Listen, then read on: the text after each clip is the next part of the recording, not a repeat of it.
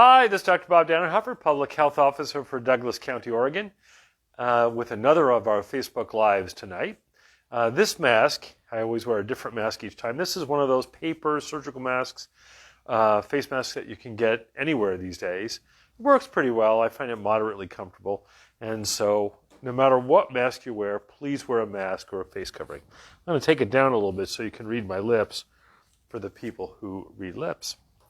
Anyway, again, Dr. Bob Dannenhoffer. It is October the 13th, and we'll do our regular briefing. This is time for you to ask questions.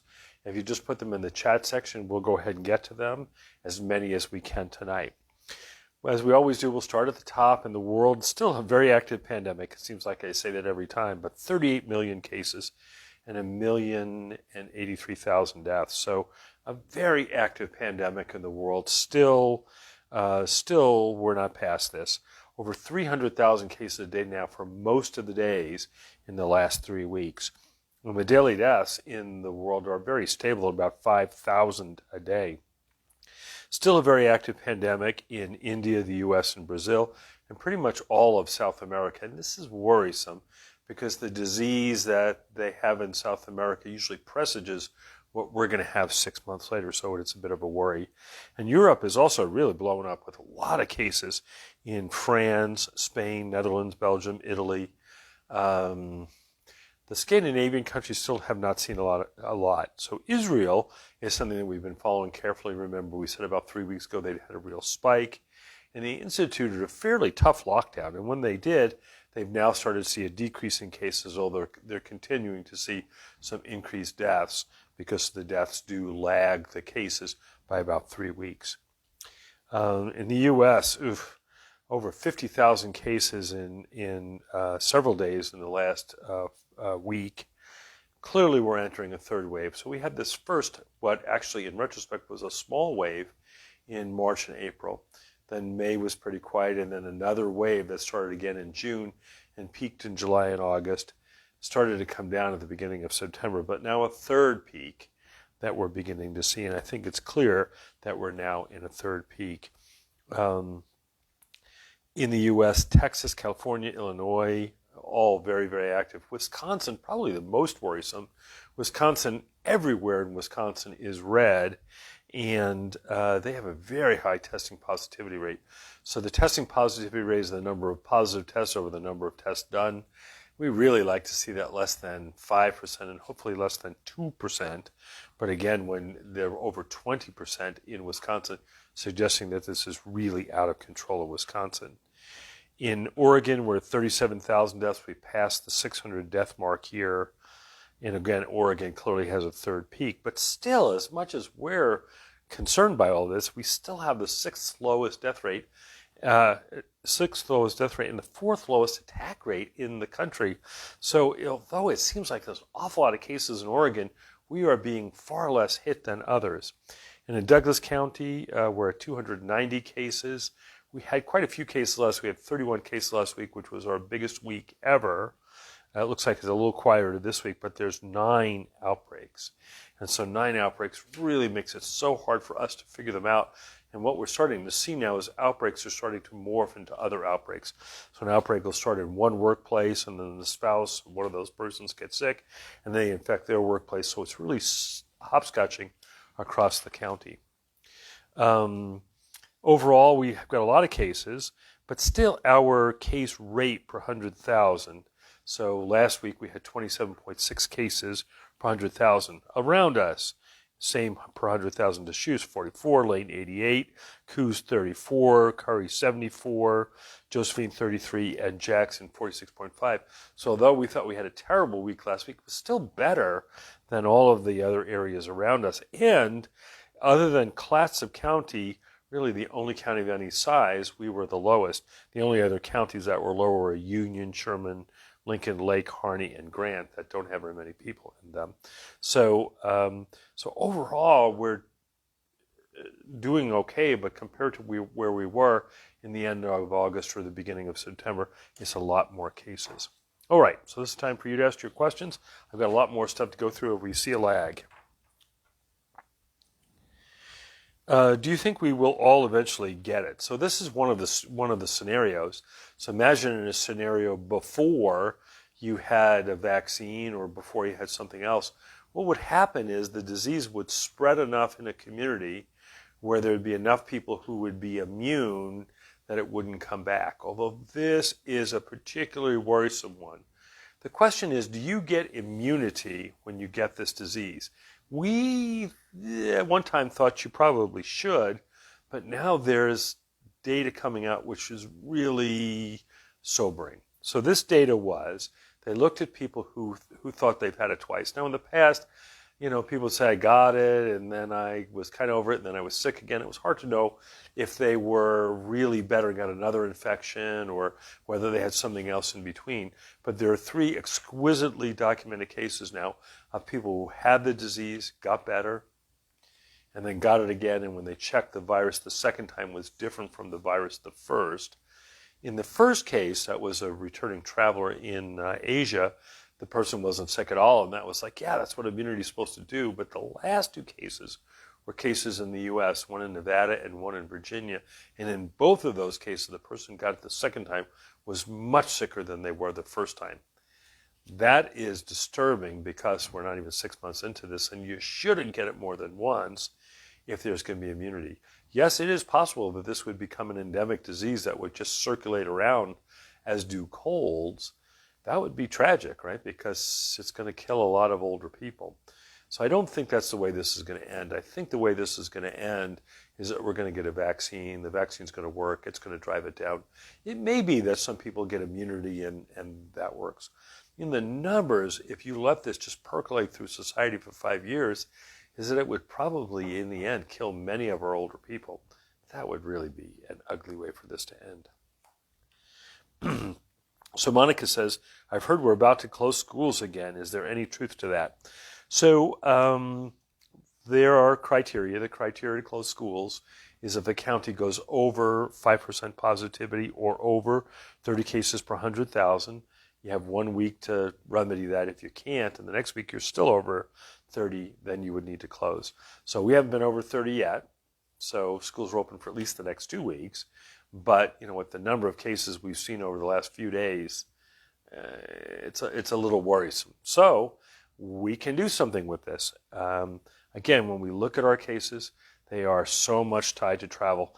And for people who've heard me before, they can say, Bob, get over this, but I like to do it. So we have had cases from Australia, Alaska, Washington, California, Arizona, Nevada, Idaho, Wyoming, Michigan, Louisiana, Florida, Texas, Ohio, Missouri, Tennessee, Massachusetts, Virginia, and Montana, as well as multiple cases from other places in Oregon. So, and Minnesota. We could add Minnesota today. Yeah, that's good. I'm collecting these like coins, so that we have that. So many places that people come and bring disease in. So really be careful about travel. Be careful about big gatherings. So right now, the schools are going to close in the next 2 weeks. But if we have a bad week this week and a bad week the next week, it could happen.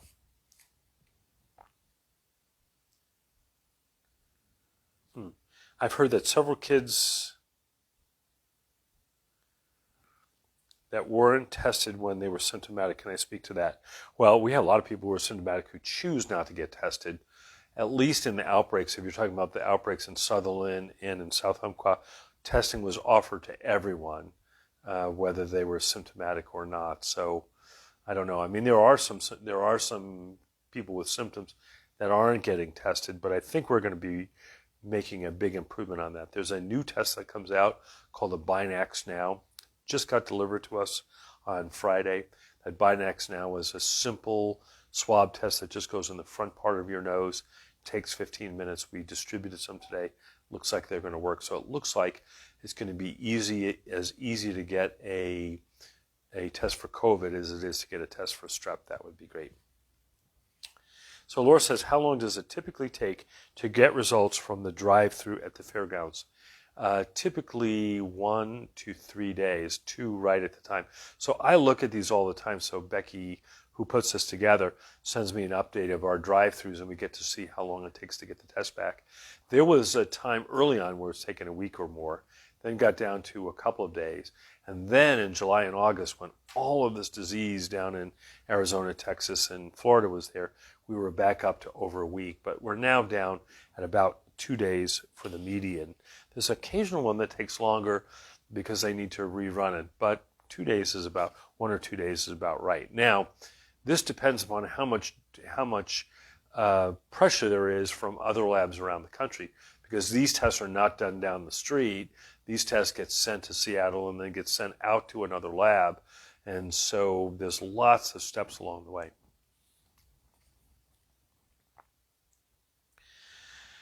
So what about the WHO coming out saying that we shouldn't lock down? So what the WHO specifically said was that lockdowns should not be the first choice. And everybody would kind of agree that the lockdowns, that there are many, many things that societies can do before you go to lockdowns that might prevent you from doing a lockdown. The problem with lockdowns is that they really affect people who don't have very much. Now, at our house, we've got 2 weeks worth of food and enough money and whatever else, so that a lockdown for us for 2 weeks would be problematic.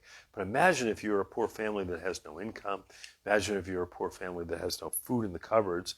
Being locked down for 2 weeks would be really hard. So what they said was that lockdowns shouldn't be a primary source of control. They would occasionally need to be done, but there are many things you could do before lockdown, and I would totally agree. I mean, if we increased our mask wearing, if we were more careful about travel, if we were more careful about gatherings, we could get this under control. So Leslie asks, is the 15-minute rapid nasal test at Nova accurate? Well, so typically when we do tests, we find a gold standard test. That's a test which is the most accurate test out there, has the fewest rate of false positives and false negatives. And that is in the laboratory. That is, if you know you have virus and you know you don't have virus, how good is it at separating? The NOVA test is pretty good, about 90% sensitive, meaning that if you know there's a virus in there, about 90% of the time it picks them up, and about 95 to 100% specific, meaning that if you know there's not virus in there, that 95 or so percent of the time, it'll give you a negative result, which means that there's still some false positives and there are some false negatives. So the recommendation on those rapid tests is if you think it's wrong, like I don't think I've got this, and you get a positive test, or I really think I haven't and get a negative test, then you should do a confirmatory PCR test. It's pretty accurate. I mean, these are remarkable things that we've developed here. They are pretty accurate. The Binacs now that we're getting, that we talked about a few minutes ago, have a similar level of accuracy. The one group that these tests should not be used for is asymptomatic people. And I was so distressed to hear that the president was tested in an asymptomatic phase with the Binacs now, because they're not supposed to be used on asymptomatic people.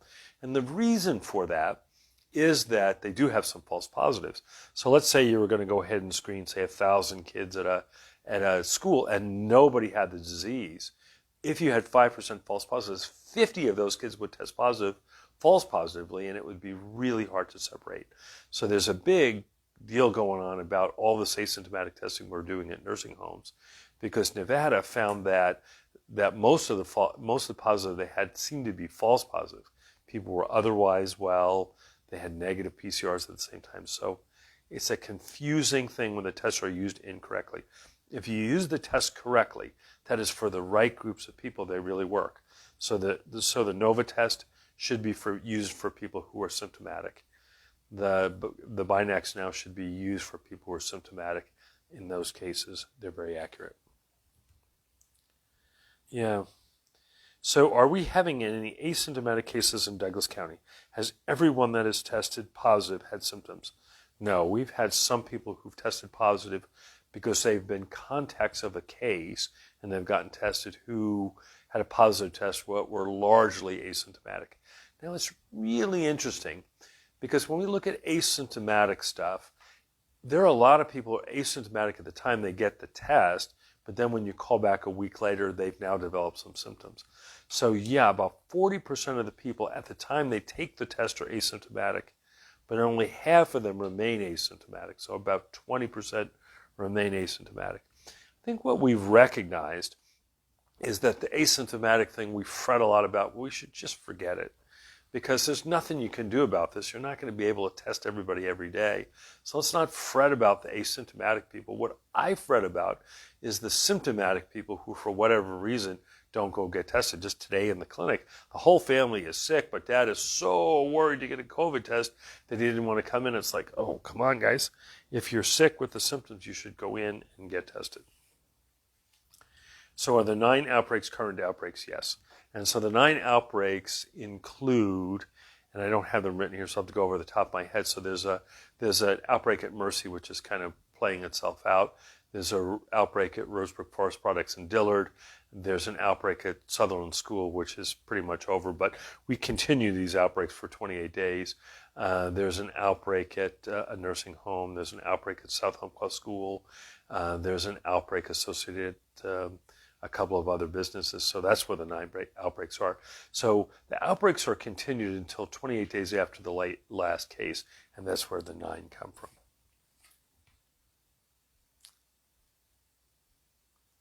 So how are we doing the latest cases? Are the contacts doing self-quarantine? Yeah, I think actually the people in Douglas County have done a great job with this. I mean, we're not at their house 24 hours, so we're not sure that they're not. But for the most part, when we talk to the people, they're very good about doing quarantine. The people need to be isolated are doing very well with isolation. So, yeah, I think otherwise people are doing pretty well. Okay, so Cindy says, are you sure this COVID-19 is bad? The president hasn't. He looks great. He's no longer contagious. Well, we're not sure that he's no longer contagious. We know so little about his medical thing. But he spent 3 days in the hospital. I mean, he spent 3 days in the hospital. I mean, I don't think anybody spending 3 days in the hospital would continue that to be great. Chris Christie spent 7 days in the hospital. You know, so it is serious. Thank goodness the president is doing well, but he got the kind of medical care that nobody in Oregon could get, right? He's not going to have a group of 9 specialists around you. He, you know, this Regeneron that he only got because of compassionate use, and there's only enough doses of Regeneron to take care of 1 day's worth of cases. 1 day. So if everybody got Regeneron like this Regeneron thing, like the president did, we would be out of it in 1 day. And so I don't think we can all say that it's what happened to the president is typical. I mean, Herman Cain, a man of a similar age and similar health to the president, died. And so, yeah, it is not doom and gloom. Everybody gets this is not going to die. Clearly not. Most people who get this are going to survive, but some people will die, and many of the people who do have this aren't well for a while. Again, it's hard to know how well the president is doing, but I hope he's doing well.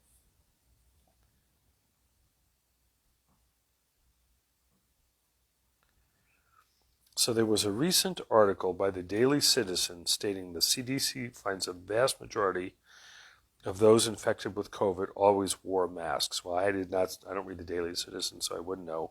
We'll look it up later to see if we can find it. The story is that there are a lot of people who wear masks, a lot of people who don't wear masks.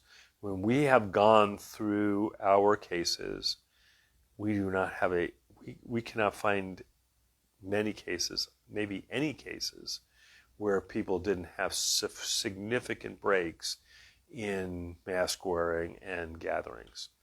So almost all the people, you know, you can find a time where they didn't wear masks. And sometimes it's explainable. We were at a family reunion. We didn't wear masks the whole time. We were at a family reunion. Or we had one today. I was at a meeting last weekend and 4 of the people were sick and nobody was wearing masks. Okay, so that's where you get it from, and then you spread it to your family and kids. I'll look this up on the Daily Citizen, but I always wore a mask. I mean, I'm really good at wearing masks, but I don't always wear a mask. I mean, I do go eat, and I certainly take my mask down when I eat. And if I go to a restaurant to eat, that would happen. So I'll look at this and see.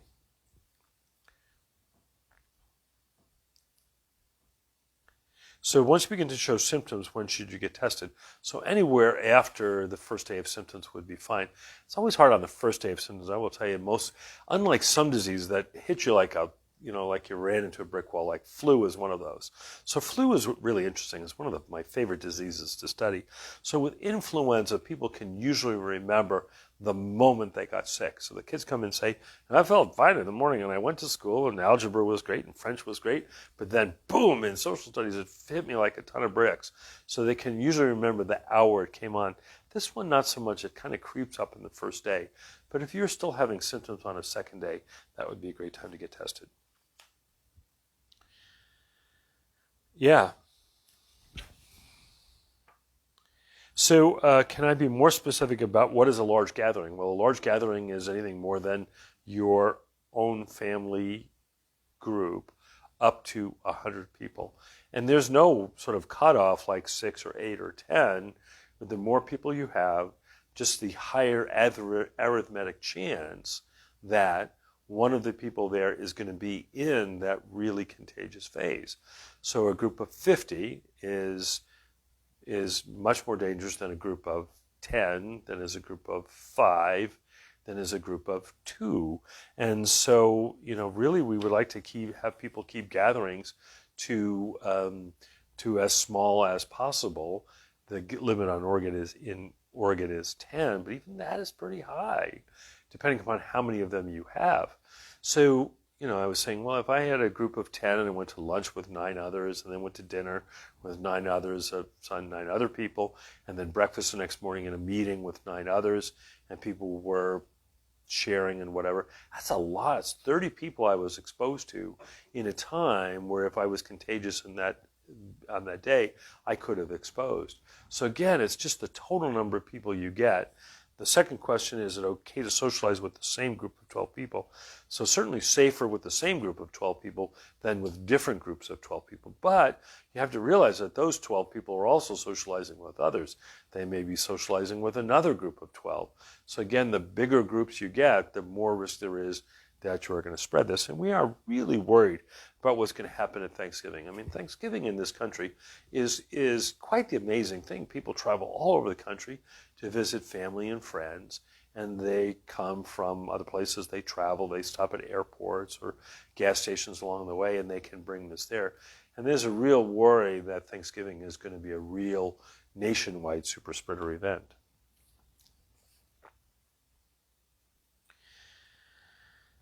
Yeah. So Tabitha says, why are local clinics who see patients with symptoms not testing? Do we have to request it, or is there a certain symptom they are looking for? So up until today, if somebody comes in the clinic and has maybe the symptoms of COVID, you could test, but it's a complicated, deep nasopharyngeal swab, which many providers are not comfortable doing. They then have to go on a special form to a special lab, and you're going to get the results back 2 to 5 days later. And it's an expensive test at $200.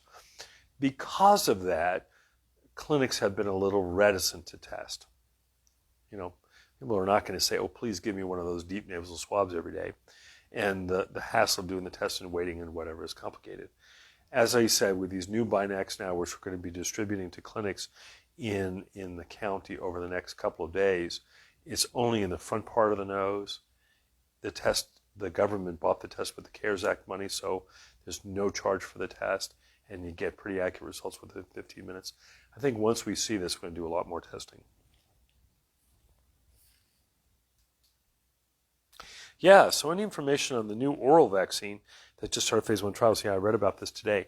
So phase 1 trials are the early trials. Is this going to be dangerous, and is it going to do something? And so phase 1 is the earliest stage. It's usually many months between phase 1 and phase 3, but it's one of these viral vector vaccines. So it basically has a virus that has the spike protein in it. You would get a mild infection with this virus that they get you. And when you did that, your body would produce a lot of the spike protein. And as you produce a lot of the spike protein, you would presumably produce antibodies. Certainly oral would be a lot easier, right? Because the logistics of delivering 2 doses of vaccine to a bunch of people is daunting. the way this country, and there will be some people old enough to remember this, but when we started off with polio in the late 50s and early 60s, the first vaccine was an inactivated vaccine. And this inactivated vaccine was given as a shot, and it was hard to get people there. And then they developed the Sabin vaccine, which was an oral vaccine. And I think one of the earliest things in my life I can remember was Skyriders, which we don't see here very much in Oregon, but it was a big deal in New York. So Skyriders are these airplanes that fly very, very high, and they trace letters in the sky. And I can remember that I just learned my letters. I was like 10 or 11, but I just learned my letters. And on the sky, it was SOS, which was a Sabin oral Sunday. And so what happened was, on Sundays, they had these things where they distributed thousands of doses of the Sabin oral vaccine on sugar cubes. And that idea of watching these things in the air and eating the sugar cube is still one of the earliest memories I have. I really wasn't 10 or 11. I was 5, I think, but it was really an early memory. So the oral vaccine in polio is really what got rid of it. So the injectable vaccine certainly helped, but once we got to the oral vaccine, where everybody could get it, it was a very effective vaccine. That's really where we got polio under control. So yeah, an oral vaccine would be great if we could do it. The technology is a weird one, right? So it's a oral, things we eat, we don't make very good antibodies to. So we'll have to see how that works. It's certainly an interesting idea. The other one is one that's a skin patch. It's sort of like a Band-Aid with tiny little needles. So if you think of the Velcro thing, the scratchy part of the Velcro, it's like a Band-Aid with that, and somehow these tiny little needles get in your skin.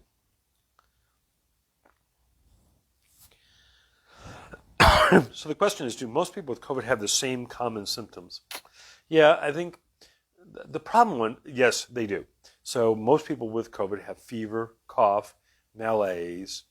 Some have shortness of breath. Some have loss of sense of smell or taste, and some have diarrhea. The problem is fever and cough are so darn common that it's really, really hard to distinguish.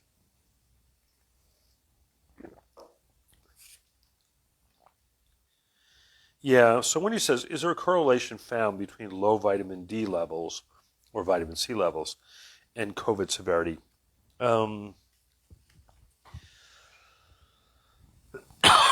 There is a correlation, but I do not think it's causal.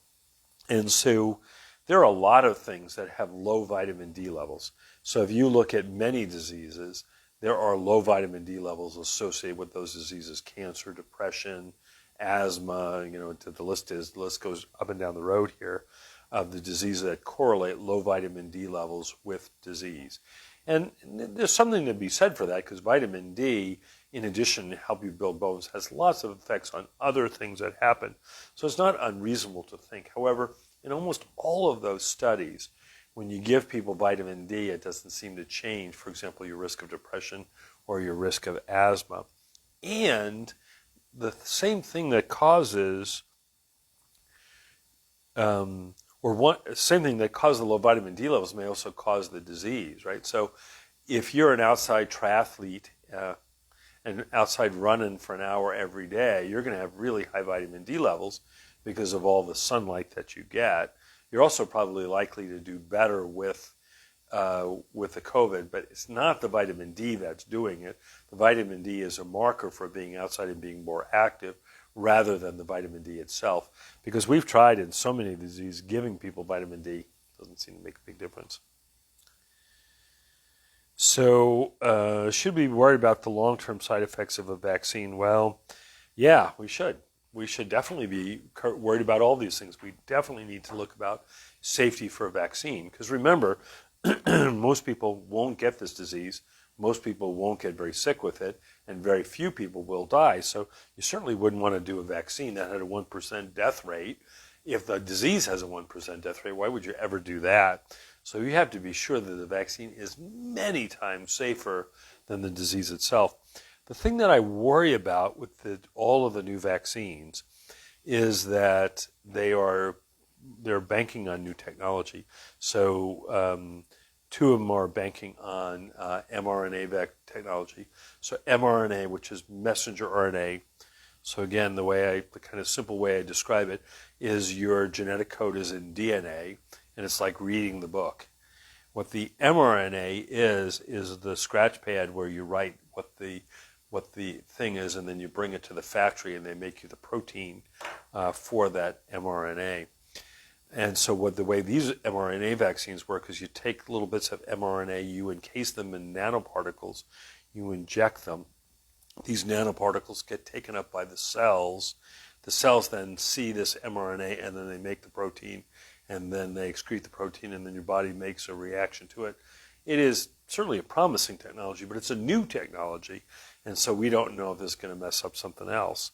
The other ones are viral vectors. So you basically take a virus, you weaken the virus, and then you put it in at the spike protein, and so now you give this weakened virus to people. You get an infection with one of these viruses, adenovirus 5, adenovirus 26, chimpanzee adenovirus, gorilla adenovirus, one of these viruses that they're going to use, and then you get an infection with that virus, and then you make the protein, the spike protein, your body makes antibodies to the spike protein, and you get over it. So it's relatively new technology on all these vaccines, and there's going to be some concern. And what I have written down here, the AstraZeneca vaccine, which is a viral vector vaccine, is paused because of transverse myelitis, a rare inflammatory condition seen in a patient in England. So it's paused in the U.S. It continues in other countries. The Johnson & Johnson vaccine, which is also a viral thing, is also paused because of an undisclosed vaccine problem. And the Eli Lilly antibody thing, which is similar to this Regeneron stuff that the president got, is also paused because of some issue with a problem with the patient. So it is not uncommon when they do developmental things for there to be little pauses, but generally the timeline on these things is years. So that, if your phase 3 trial is going to go from December of 1999 to February of 2003, you have 4 years, stop it for a month. It's not a big deal. The problem with this is we're going so fast on this that a stop on this is really going to set us back. So it seems incredibly unlikely that we would have a vaccine approved by Election Day, and I think it would be even less. It would be not even, probably an even bet that we might have one vaccine available by Christmas. Okay, a couple other things. Again, we talked about the reinfection. So again, 3 very well things. The one in Hong Kong, where the person who got it the second time was much less sick. But the one now in Nevada and the one in Virginia, where the second time they got it, 2 men, were sicker than the first time. That is really discouraging because it suggests that the immunity that they made the first time was not enough to prevent them from getting sick the second time. Now, we thought that perhaps you'd get immunity, and it may not be enough to totally prevent an infection, but you wouldn't get very sick the second time. These are very worrisome that these people were sicker the second time than the first. A couple of things. We did the Halloween candy shoot video. Some adorable kids at my house getting candy down the chute. Since then, I've seen a couple on YouTube that look a little bit even more frightening than ours, but I think that's going to work. Other things that we've seen in this last week, this big outbreak of COVID in mink. So mink are these little squirrel-like things that people raise for their incredible fur. And there have been, both in the U.S. and in Europe, some mink farms where COVID has gotten into the mink and have killed off many of the mink, and so they're basically slaughtering the mink. This is a worry that we've talked about before, that this disease could go from humans, hide in an animal, and then maybe come back to people. We don't know yet if that happened among the mink here, whether people gave it to the mink and then the mink could give it back to people, or it's just one way. In many cases, it is just one way. So there'll be sort of a wayward host, which is a terminal host. But it certainly is possible with this one that it's not, and that if this then hit out in lions or hit out in pangolin or hit out in mink, it's going to be really hard to get rid of. Okay, so just a couple more things. So remember, we did our Doppelganger analysis here. We looked again at these different areas around the country. to see how they were doing. And these were, again, 4 counties that were very similar in population, sort of similar in demographics. While there were differences, they were in many cases similar. They were not urban counties. They were rural counties. There was nothing weird about any or very unusual about any of these counties, like it was the home to a huge university, or it was the home to Disneyland or something like that. They all had an interstate running through them. And so we picked 4 of these counties. One was Lowndes County in Georgia, which is where Valdosta is. One was Pennington County in South Dakota, where Rapid City, South Dakota is. There was Twin Falls County in Idaho, where Twin Falls was, and then Douglas County in Oregon. So again, remember, all about the same size. So Douglas County, we've had 290 cases and 4 deaths. So Douglas County, less than 300 cases, 4 deaths. Twin Falls, 2,800 cases and 41 deaths. Pennington, 3,100 cases and 40 deaths. Lowndes County, 4,000 cases and 85 deaths. So going back cases, 10 or 15 times as many cases and deaths, 10 or 20 times as many deaths. So as much as we think we're struggling with this here, other similar counties are struggling a whole lot more.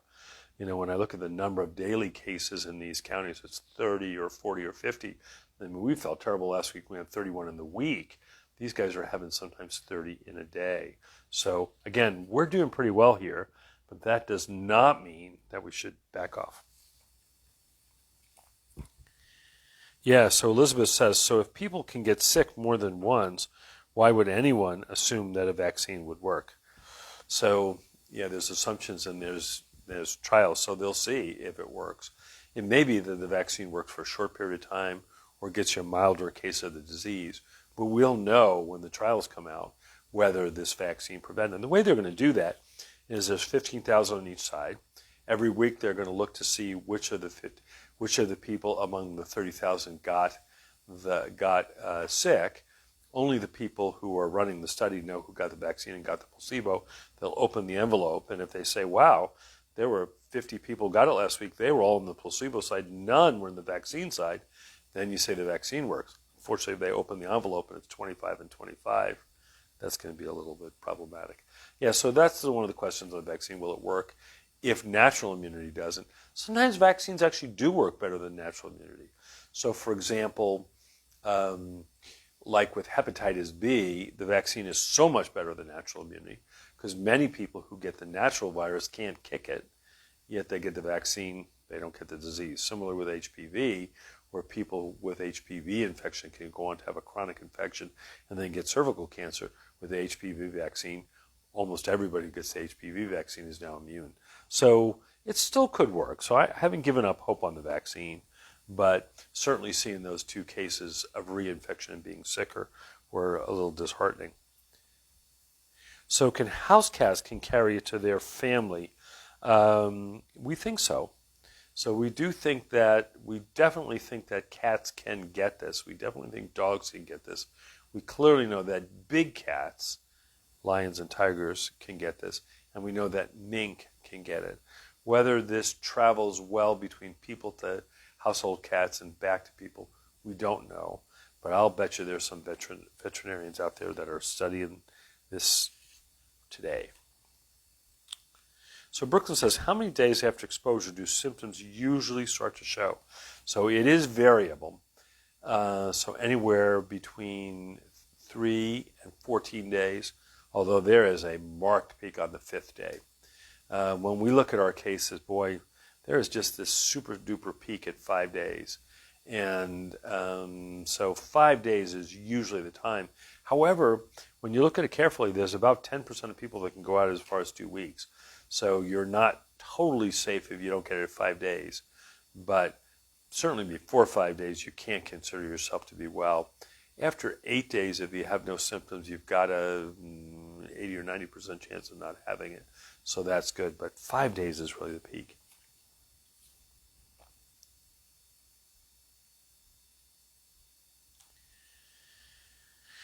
Yeah, so Marlene says, when do you start early intervention for those folks that have COVID? So the only treatments that work early on are remdesivir and the monoclonal antibodies, both of which are in very short supply. And so this sense that, the president did well, he got remdesivir and antibodies like we all could, really not. I think the total number of doses for remdesivir would not even do 1 day's worth of cases in the U.S. So to suggest we could all get what the president had, it's just not right. Now that the president got it is appropriate because he's the president. But so typically early on we would treat people symptomatically. If they're sick enough to be hospitalized and need oxygen, then we would do remdesivir. If they're in a high-risk group and you could get compassionate use, you might be able to get monoclonal antibodies. But again, there's not very many doses of that out there, and I'm not sure that anyone outside of the study or special people could get it. The later interventions are the Decadron after you need oxygen. And so Decadron is widely available, so you can get that. So for most people that we've seen, they've been the ones who are not sick enough to be admitted to the hospital get nothing. The ones who are sick enough to get admitted to the hospital, many get remdesivir, and many who are sick enough to be on oxygen do get Decadron. So Wendy says, has anyone tried colloidal silver or H2O2 treatments? Yes. And the answer is yes. I think, Wendy, I responded to this a few months ago, that there was a study from Detroit where they gave a lot of people colloidal silver and hydrogen peroxide treatments and whatever, and they found that their group of people did better than you might have otherwise expected. So they had a big group of people, and they had no deaths, and they had only a few hospitalizations. However, when you look at the group of people, that's about what you would have expected, because most of the people they gave the treatments to were young and healthy, and the fact that young and healthy people didn't get sick and whatever. So again, with all of these treatments, colloidal silver, hydrogen peroxide, whatever, the thing to do is a controlled trial, where some people get it, some people don't, and you see if there's a difference. And again, this is what we're looking for. Wendy, I think you're the other person who's very much into this Belgian study. And the Belgian study, again, looked at 8,100 people, a good group of people, but it's all retrospective. And again, the people who got hydroxychloroquine in that study tended to be younger, much younger, and have less heart disease than than the people who didn't get hydroxychloroquine, who tended to be older and have more heart disease. Well, older and more heart disease is exactly the prescription for not doing well. So again, the way to do it is when you compare these, you have to have a group, and the people who are getting this don't know whether they got it or not. The doctors who are giving it to them don't know either, and until later you look at this. And when we've done those randomized control studies for hydroxychloroquine, it hasn't worked. Now, I do not think that I've seen any controlled studies for hydrogen peroxide or colloidal silver, and I totally encourage people to do those studies. Okay, it looks like we're moving on here. Just two more things, and then we'll get going if you don't have questions. One is that the flu is so important to avoid this year. If we have both influenza spreading around and COVID spreading around, it's going to make it so complicated to know what people have and how to treat them. So we're so much encouraging people to get a flu shot. We have 3 drive-through flu clinics coming up. These drive-through flu clinics are easy. Doesn't cost anything.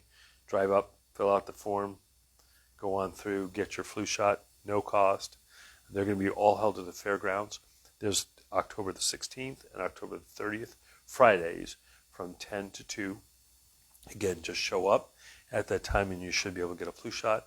We're also doing a flu clinic in conjunction with the Veterans Day Parade. So the Veterans Day Parade is going to be one of these reverse parades where they're going to be stationary floats set up in the north parking lot at the fairgrounds, and people can drive around the floats. Hopefully we can get some music so you can drive around the track and listen to the bands, and then there can be helicopters there, and then you can also go and get a flu shot.